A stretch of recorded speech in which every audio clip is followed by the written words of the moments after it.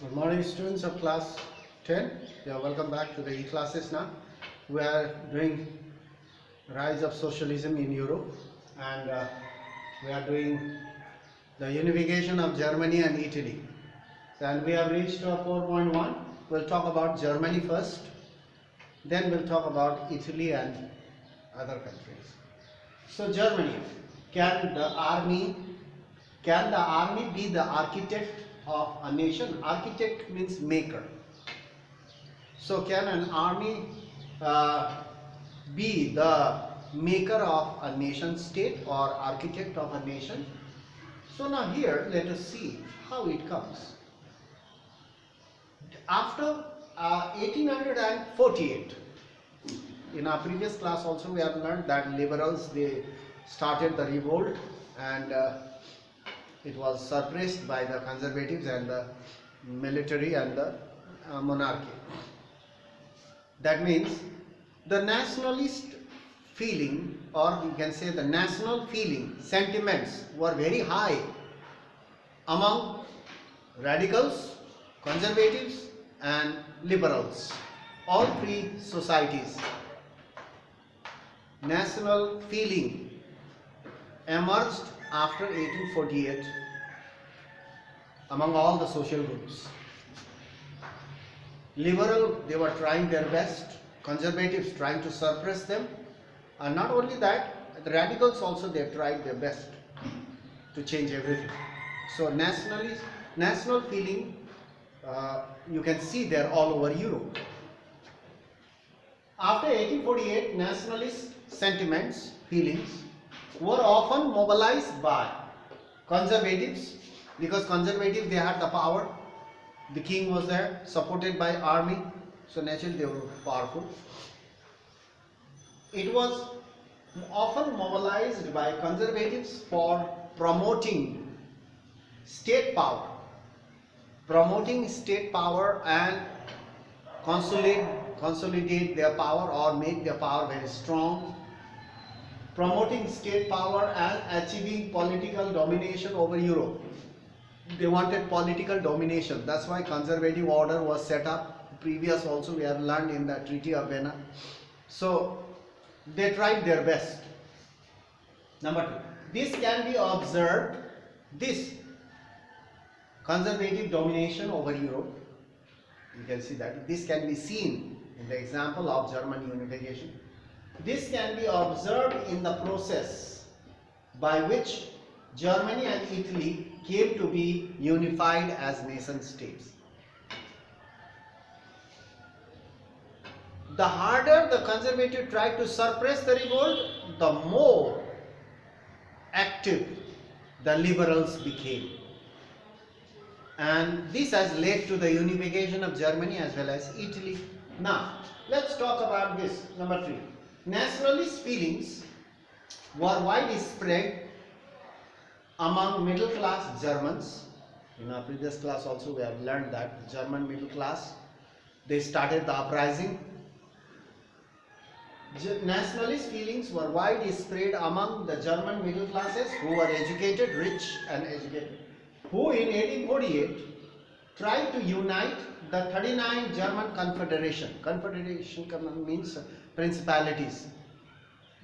They tried to unite the 39 principalities or confederations to form a nation state. Confederation into a nation state governed by an elected parliament. So these German middle class, you can say the liberals simply, the liberals tried to unite all 39 principalities into a nation state under an elected government. What happened? Were they successful? Let's see. It was repressed. You can see repressed means suppressed. It was repressed by combined forces of monarchy, king, combined forces of monarchy, military and large landowners, supported by landowners known as Junkers of Prussia. Big landowners of Prussia also supported the king because they were benefited, landlords. big landlords in Prussia, they were called Junkers. Now remember this word Junkers. Very often it is asked. Who were Junkers? Junkers were the big landlords of Prussia. They also supported the monarchy and military against the liberals, a German middle class, who wanted to unify Germany, 39 principality. Now number 4. From then on, it was suppressed by the monarchy, military and the Junkers. From then onwards, Prussia now, in Prussia only the king and the landlords and nobilities were in the conservative order. But most of the common men, they were liberals, supported liberals. So from then on, Prussia took on the leadership. The German middle classes of Prussia took on the leadership of the movement for unification of Germany. Prussia took the lead. The German middle classes from Prussia, they took the lead for the movement for unification of Germany. Its chief minister, Prussian chief minister we are talking about. Its chief minister Otto von Bismarck. Otto von Bismarck supported the liberals, and he was the architect of German unification.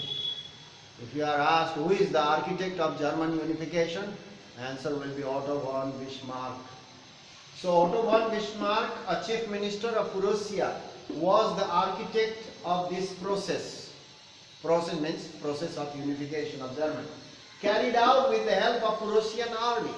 Of course, Otto von Bismarck was the chief minister of Prussia, and the army was also under him. Naturally, the army also supported the liberals. Otto von Bismarck, he himself was a chief minister and supported the liberals for German unification. So Otto von Bismarck was the architect of German unification and carried out with the help of Prussian army. Prussian army supported. So in this way, 3 wars were fought within 7 years. Within 7 years, 3 wars were fought. And with who were the countries? Austria, Denmark and France. Prussia, liberal. Otto von Bismarck, liberals and the Prussian army and revolutionaries also. They fought with Austria, Denmark and France. Within 7 years, 3 wars were fought with Austria, Denmark and France. 1 each. It took 7 years. Not continuously, there was a break. And ended in Prussian victory. And at the end, Prussia got the victory. Prussia won the war with Austria, with France and with Denmark. And all the principalities were freed from Austria, Denmark and France. All the principalities got freedom from these powerful kingdoms. And these free principalities, they were united. And France ended in Prussian victory and completed the process of unification and completed the process of German unification under the guidance of Otto von Bismarck and the liberal German middle classes, and of course the peasants and common men, they also supported them, and along with the Prussian army also supported them for the German unification. So more are there, a little bit more is there, 3-4 points are there to be continued. So far the process of unification was complete. Now who was made the head? Kaiser William was made the head of the German emperor as a constitutional monarchy, and we'll talk about that in our next class. So that's all for today. Thank you very much for your watching. Go through the video as well as go through the book. Don't miss the videos. If you keep on reading the book only, a lot of things you will miss and you will not understand, you will just escape. So you go through this. I made a point in short so that you will understand everything. It's a very long paragraph. It's a very vast. So be careful. Go through the video every day. You watch the date. See the date, and you can watch the videos every time where we are. So that's all for today. Thank you very much. We'll meet you in the next class.